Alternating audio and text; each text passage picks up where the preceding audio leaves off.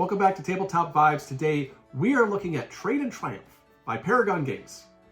Adam, how'd you do in the game? How did I do? I won finally. That's always a good thing. Jeez. But in Trade and Triumph, you are merchants. Yep. And you're driving around your caravans and trading and triumphing. And so I got to be the ship. You were the donkey. Yep.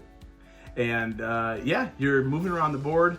And it's pretty much a drafting kind of feel of the game where you're drawing cards. I guess you're not really drafting, but you're drawing cards into your hand to then play out into your tableau, city, caravan. Yep. I would say it's more of a resource management game. Yeah. The idea is that you're collecting money and you're using that money to get various cards, to build a passive engine, to be able to get more money, to be able to get resources, to be able to get victory points, to win. To upgrade your caravan to win. Yes. Yeah. So you win by having the most victory points. Yep.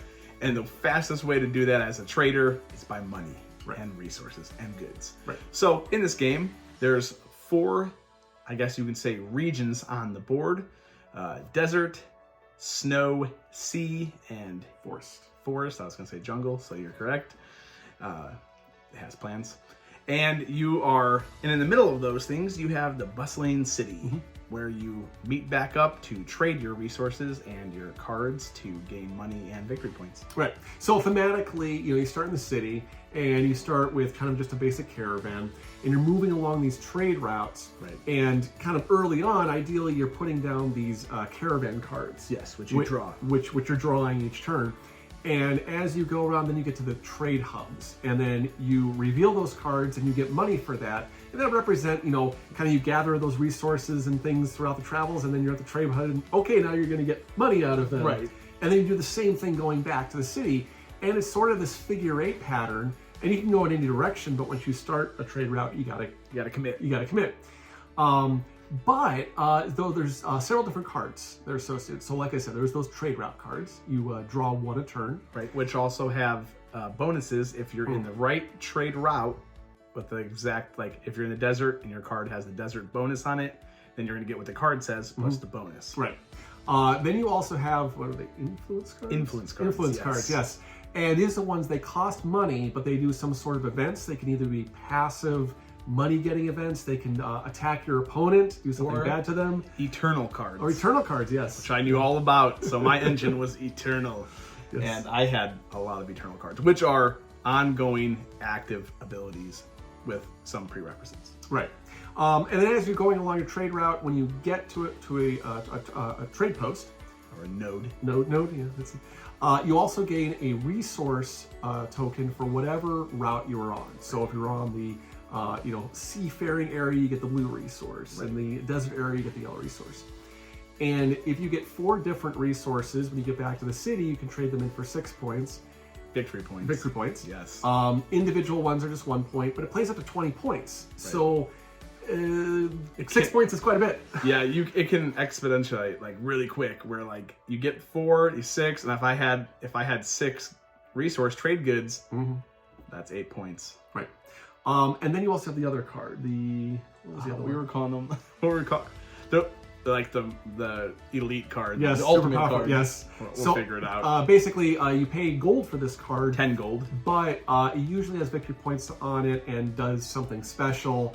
That's another path to victory. You just mill these cards. Those cards, though, are worth the money you have to spend. So at first you feel like, that's so out of my reach. $10 is so key because... But then when you're getting 20 a turn... or more, whatever.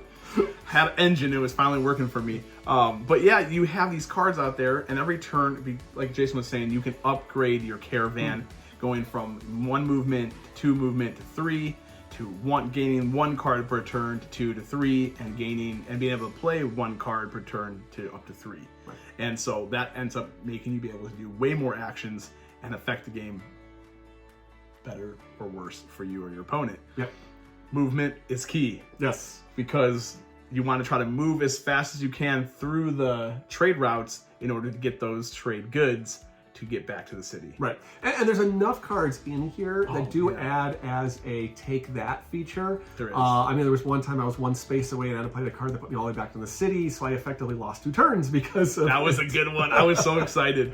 So I mean, it's not too heavy into that, but there is enough. Right, because when you take the trade route, you have to commit. So me putting them back, he couldn't just turn around and go the other direction. Right. You have to continue. Right. So, you know, the balance is really good, and the card art is out of this world. Fantastic. Just top tier card art. Absolutely beautiful. I love it, because every card you pull, you're like, what cool thing is going to be? Yep, and there's, I mean, the card stacks are pretty good, and I think there's only 2 copies of each card art in there. So if even that. There is a lot of you know, independent, unique card art is just gorgeous. Super appreciate that aspect. Yeah, 100%. And the miniatures are cool. I think they're going to be way better. This is obviously as a prototype copy. I think the miniatures are going to be even better, but they're super cool. I had the ship, which I'll put up on there. Jason had the donkey. And I think there's 2 other characters that we can. Yeah, there's the camel and the camel. I don't remember what the last one is. Yeah, we'll show you up there. Yeah. But yeah, I mean, again, it's a blast. I think that like the big part about it is the art, the replayability, and it could be anybody engine building. Because I mean, technically, I had a huge engine, but Jason was only 5 points away. Yep. I was at 15, he was at 20, and I had almost no engine. So engine's definitely important, but you can definitely make progress. Or I was just using my engine inefficiently. Sounds like me. But there was no dice, so I finally won a game. But yeah, it's a great time. I think it's a really good game.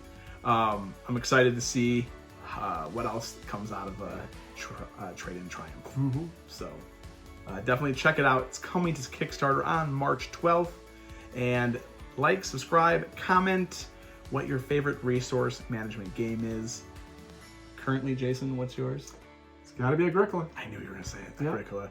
And he got me to play Agricola, and I've never won Agricola, but I like it. So yeah, check it out. Trade and Triumph, March 12th. We're Tabletop Vibes. Check you next time.